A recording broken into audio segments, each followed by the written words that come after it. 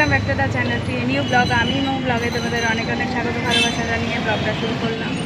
এখন ঘড়িতে বাজে 11:30 বারোটা বেরিয়ে গেছে। এখন একটু বাজারে এসেছিলাম, অ্যাট লাস্ট ফোন অন হয়ে গেছে আমার। এখন যাচ্ছি বাড়ি। তো ফোন ভিডিও শেষ হলো মানে আজকে এডিটিংয়ের একটা চাপ থাকবে, ভালোভাবে এডিটিং করে পুরোনো ব্লগগুলো পোস্ট করতে হবে। কারণ সিরিয়াল ওয়াইজ যেহেতু দিই সেহেতু হট করে মাঝখান থেকে দিতে চাইছি না। চলো তাহলে। আবার মেঘ, আবার বৃষ্টি, মেঘলা হয়ে আছে।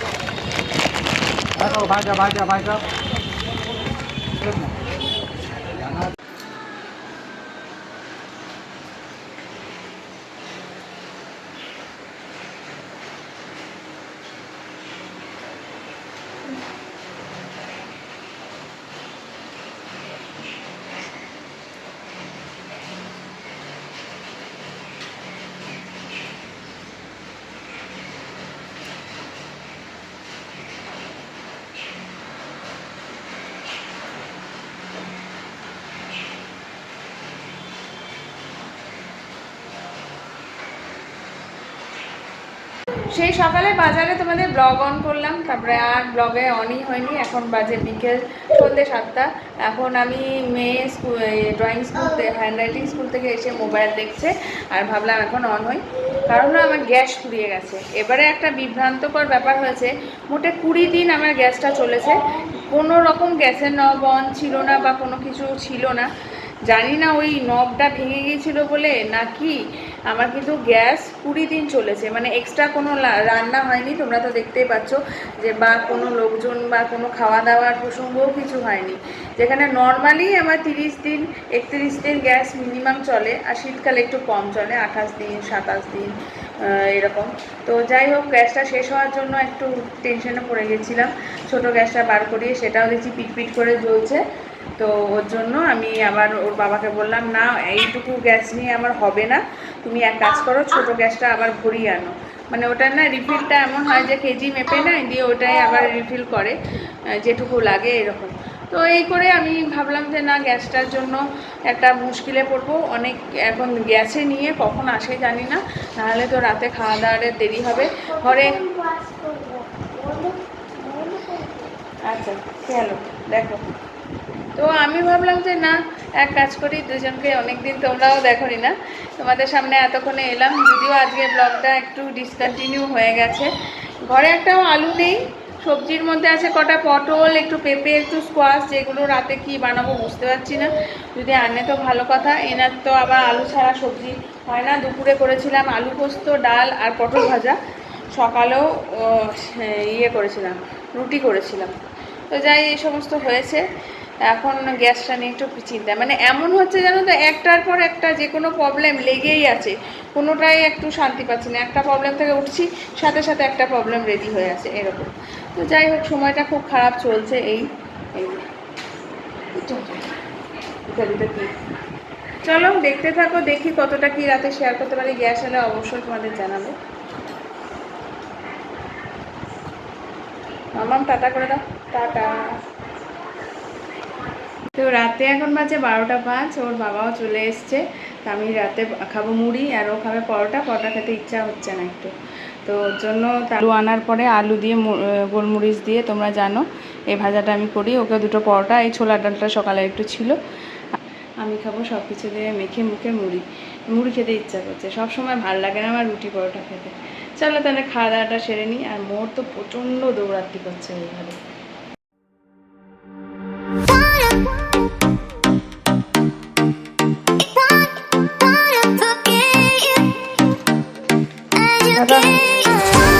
হ্যাঁ আচ্ছা ঠিক আছে, তুমি যাও যাও, আসলাম, ঠিক আছে, সাবধানে।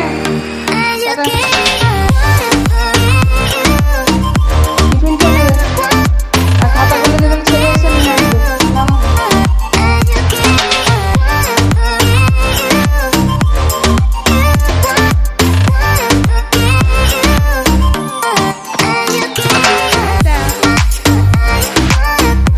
Good girl.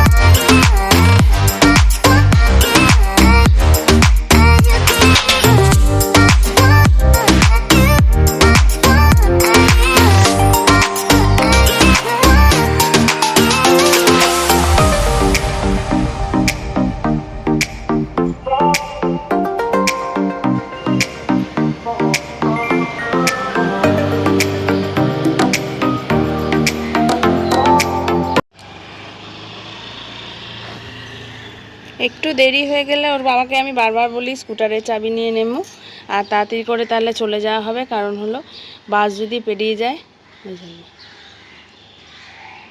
এই যে যাচ্ছে, ওরা এখনও বেরোয়নি, ওরাও বেরোবে। Good morning and welcome back to the channel to a new blog. আমি মৌ ব্লগে তোমাদের অনেক অনেক স্বাগত ভালোবাসা জানিয়ে ব্লগটা শুরু করছি। সকাল থেকে উঠে একটা কাজ সারলাম, সেটা বিশাল কাজ, সেটা হলো জানোই মেয়েকে স্কুলে পাঠানো।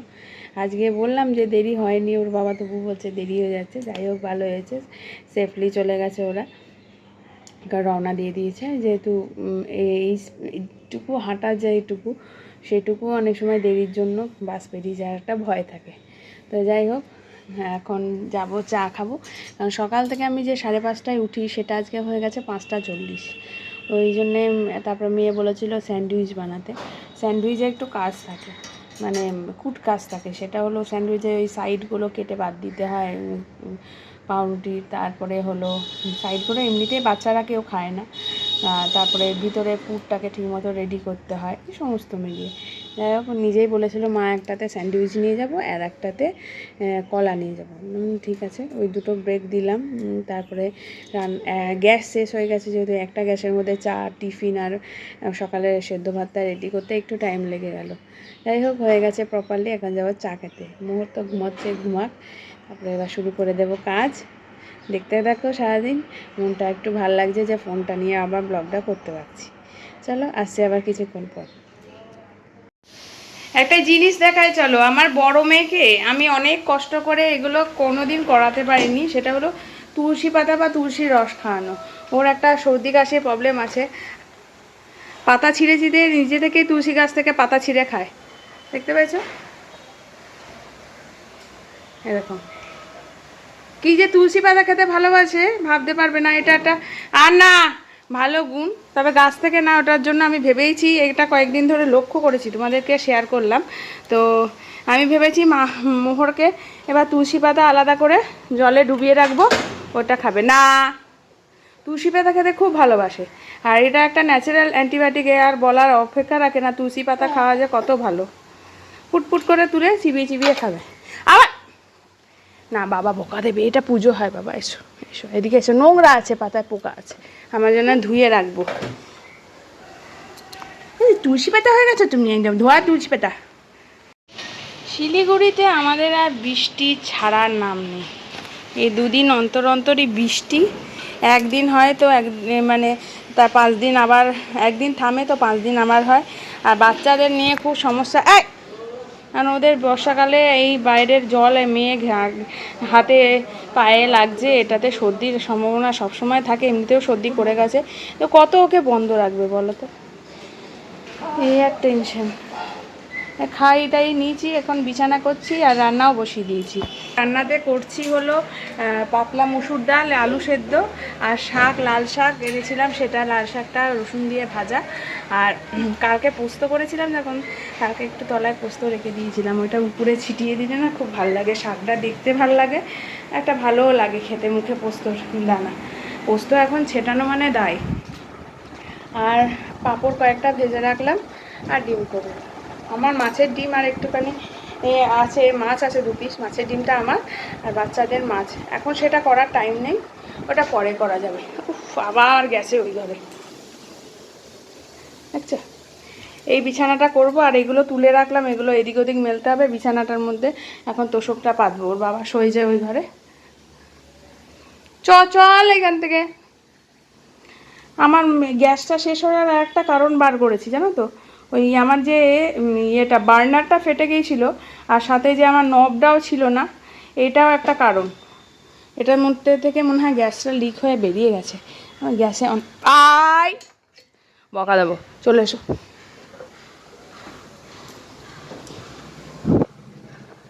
চলো চলো, তোমাকে নিয়ে না আমার শান্তি নেই, ঘরগুলো গোছাতে হবে বাবা, চলো। দেখো সব কিছুতে জানলা, না রডটা খুলেছে আবার ওদিকে কেন?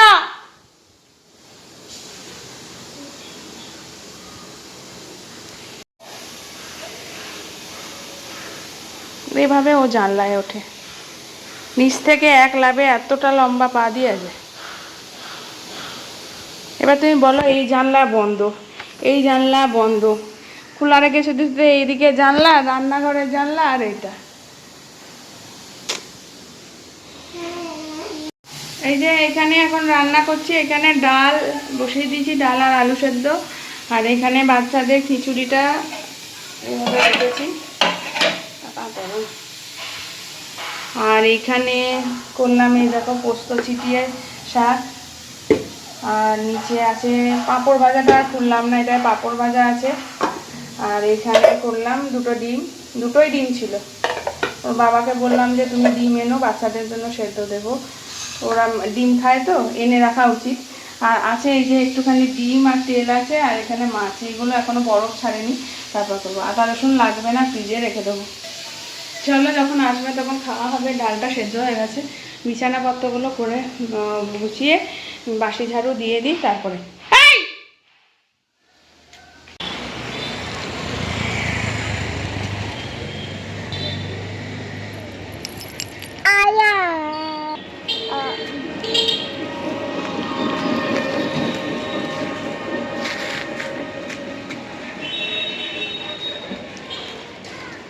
কবে এসছো? কাল?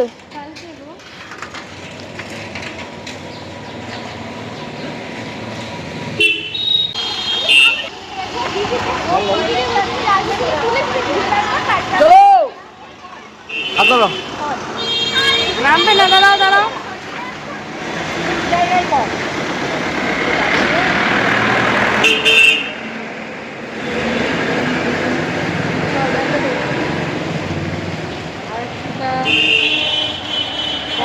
সব হ্যাঁ হয়েছে? টিফিন খাওয়া হয়েছে না হয়নি? সব খাওয়া হয়েছে।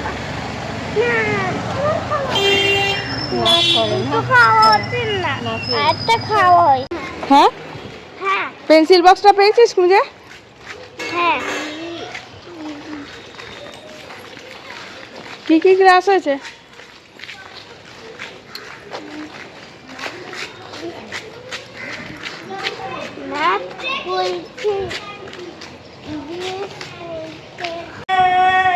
কাঁদছিস কেন? কি হয়েছে? বাবা আর বুনু গেছে, বুনুকে পড়াতে নিয়ে গেছে। পড়াশোনা করবে না, পড়তে গেছে। তো বড় হতে হবে তো, কতদিন ছোট থাকবে?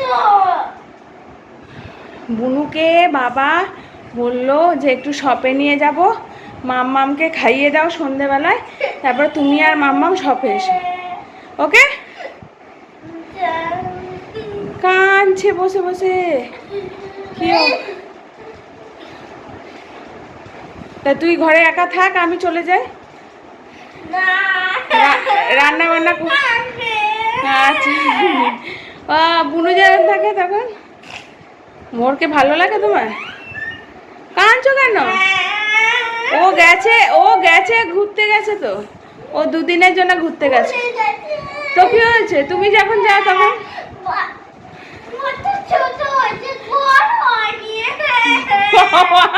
আমার দুঃখ হচ্ছে না, দিদির দুঃখ হয়েছে। আরে বাবার দোকানে গেছে। কি অবস্থা, আমি বলছি না। শোনো না, শোনো, তোমার হ্যান্ড রাইটিং ক্লাস কেমন হলো? ও কিছুতে কথা শুনছে না তো, ওই জন্য ওকে মার্ক নিয়ে গেছে বাবা। আরে না, আরে দোকানে নিয়ে গেছে। চুপ কর বাবা, চোখে জল মল এনে। কেমন লাগছে? বস বস, খাবি? সন্ধ্যাবেলায় আমরা সন্ধ্যের টিফিন বাচ্চাদের খাইয়ে দিলাম। মোহর তো আগেই চলে গেছে ওর বাবার সাথে। আর আমি এখন মামামকে নিয়ে যাচ্ছি, একটু দোকানে যাবে, সকাল থেকে বলছে শপে যাব। তো যাই, গিয়ে একটু বসি, তারপরে নিয়ে আসবো, কারণ পড়ার চাপ এতটা নেই, মানে আছে, আমি দিচ্ছি না আর কি, মাঝে মাঝে করে অফ দিচ্ছি। এত তাড়াতাড়ি করে রেডি হয়েছি না, হাঁপাচ্ছি। চলো, বাবা রেগে ফায়ার হয়ে যাবে। মোহর আছে মানেই মোহর দুষ্টুমি করছে। বাবা ফোন করেছিল। এই যে আমি জামাই কি পড়েছে এটা, পাখি পটি না কাগজ। চলো, গাড়ি আছে তো না সাইরা।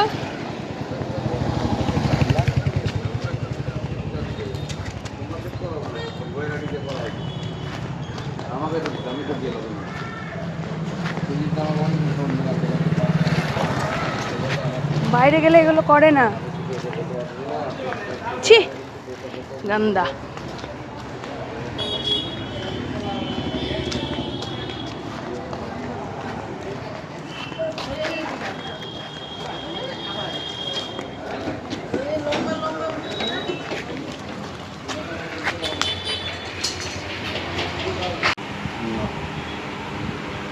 নড়াচড়াটা ঠিক শিখে গেছে। ওকে দাঁড় করিয়ে দাও, দাঁড় করিয়েও ভালো পড়ে।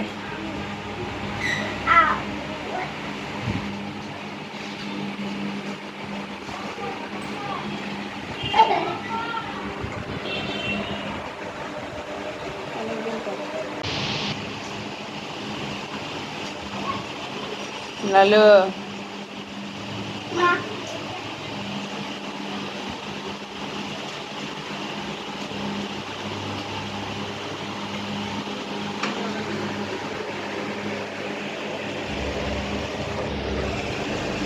বাড়ি ফিরে এসেছি, বেশ অনেকক্ষণ হয়েছে। তারপরে মেয়েদের খাইয়ে দাইয়ে মামাকে শুয়ে দিয়েছে, আমরা খাওয়া দাওয়া কমপ্লিট করেছি, কিন্তু অনহার হয়নি কেন সেটাও তোমাদের বলি। ফ্যানটা অফ করতে গিয়ে লাইটটা অফ হয়ে গিয়েছিলো। সেটা হলো মামামের এই বৃহস্পতিবার করে প্রজেক্ট থাকে, সেগুলো কাজ ছিল। একটা ছিল, দেখাচ্ছি, একটা ছিল এই যে,